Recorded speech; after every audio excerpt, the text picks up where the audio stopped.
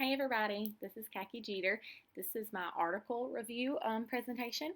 The article that I decided to do this time was Are They Ready for Homeschool Partnership? The Perspective of Kindergarten Principals, Teachers, and Parents.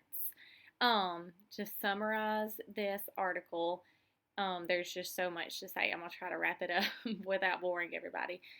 This article was so informative. It told so much information, gave so many helpful tips. The main thing that it was talking about is how important it is to have overall partnership between the teachers and the parents and also the principals.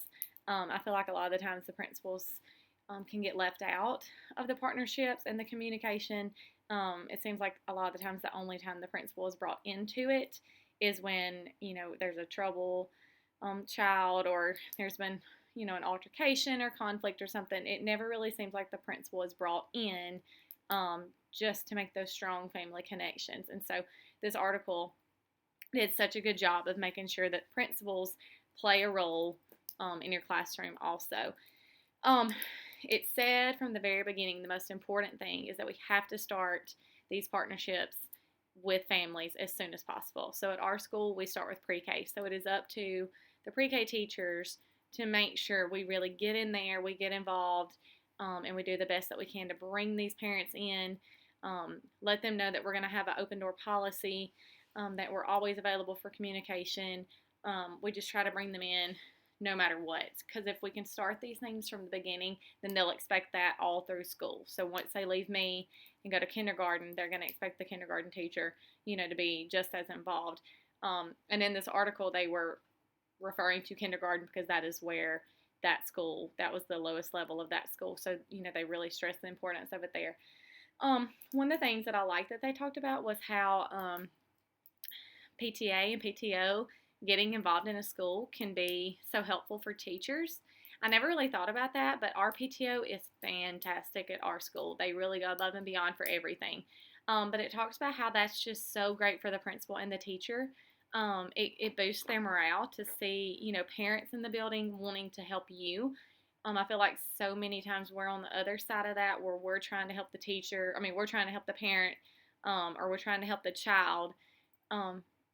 But the opposite of that, with them coming in, just to do things for us and help us out, even if it's as small as leaving a kind note, or staying in our rooms for 30 minutes while we get a break. Just little things like that boost your morale for you, the teacher. And I found that to be just something really interesting that I never really thought about. And the last thing that I really liked was it talked about the socioeconomical statuses and how big of a role that can play, at school. It seems like the parents of higher status seem to have more time available to come to this school.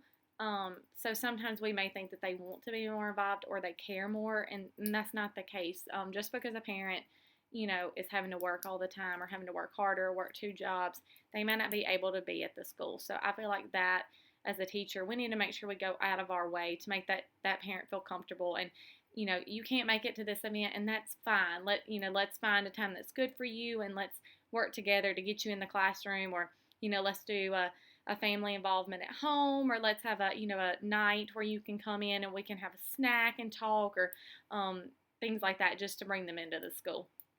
And then why did I choose this article? I really chose this article from the beginning because I liked the way it was set up. It was set up in an interview style. It just pretty much was given the interview that they gave these principals and these teachers and these parents about how important it is to communicate with everybody in your child's life. And it pertains to this class so much.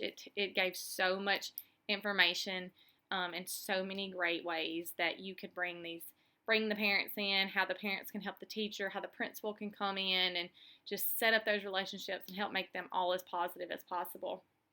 As a teacher, I really enjoyed this.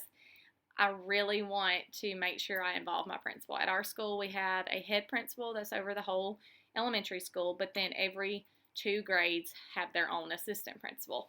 And so if I can't always get a hold of our head principal, I know he's busy and, has a lot of things going on, I'm going to try my best to incorporate our assistant principal. Just have her step in when we have a literacy morning or when we have a day in pre-K and our parents come in. I just want to make sure that I bring her in, just to kind of give her feedback and tell what she's seeing great in the classroom, and just applaud the parents for being there and being helpful with their child and supporting the teacher. I just want to be able to bring them in so that they know it's not just me, that we have a whole team, we have a whole village at our school that is helping with their child.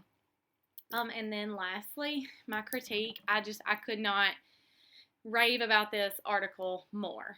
I've read through it a couple of times just because every time I read it, I seem to find more information or more things that just hit me in a different way. It was set up so well. It gave you lots of background information. It gave you lots of information about the parents and the teacher and the principals, and just where they are and where they're from, and how they do things. And then it just went through every question of the interview, asking them why these things are important, why is communication important, how can it be better. It was just a very easy thing to follow as a teacher and to understand.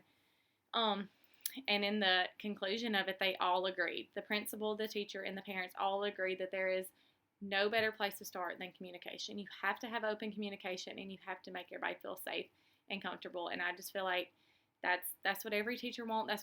That's what I want as a parent. I want my child to feel like she's having fun and in a safe place, and I want to feel that like she's having fun and learning and in a safe place, and everybody around her loves her. So it's easy to see this from the parent and the teacher perspective. So I think this was a great article.